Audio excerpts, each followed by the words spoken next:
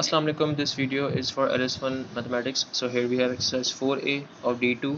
Here we have question number 1. It's very easy. We just simply have to multiply the values 14x and 1 upon 2y. It will be 7xy. Again, minus 4c into 2c minus 5d, part F of question number 2.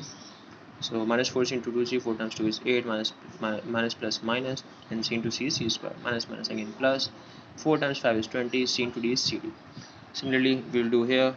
We will get two similar values of similar variables fd and fd. We will solve them together and we will get our final answer. Here we have question 6c, question 7. Yes, so here we have question 7. We have to solve this equation for c here. C is our the variable for which we have to solve this formula. So first we will shift this 32 here, it's plus, there will be negative, and then 9 upon 5 c is here, then 5 is dividing here, there will multiply, 5 is multiplying, and then 9 is multiplying here, there will divide. So 9 was multiplying, there divided, so now c is alone there. So this is our answer for c. For part D of question 7, here we have this equation and we have to solve it for D. So as you can see, D is inside a bracket. So first we will start moving the variables one by one on the other side of the equals to sign. So n upon 2 is written here, 2 is dividing, there it will multiply 2s, and n was multiplying with this entire value, so there it will divide on the other side. So here it's dividing. Then we have 2a plus n minus 1 into d.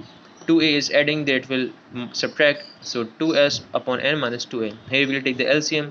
N is in the denominator of 2s but not in the denominator of 2a. So we will multiply. Now it is the common denominator. So here we have 2s minus 2a n divided by n, and on this side we have n minus 1 into d. We will not multiply d with n minus 1 because then we will have multiple values which we don't want. It will generate more values, so it will be harder for us to solve. So d is alone here, so we will keep it alone.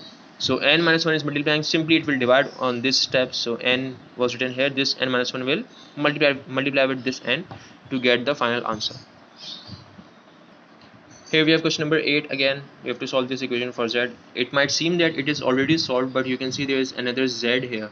So we have to take out this z, solve it with this one, and then finally get an answer with only one z. So we will multiply this y with this bracket, we will get this, and then after that we will simply shift this x is dividing, there it will multiply, and then get the both values with z at one side so that we can solve them, and our final answer would be this.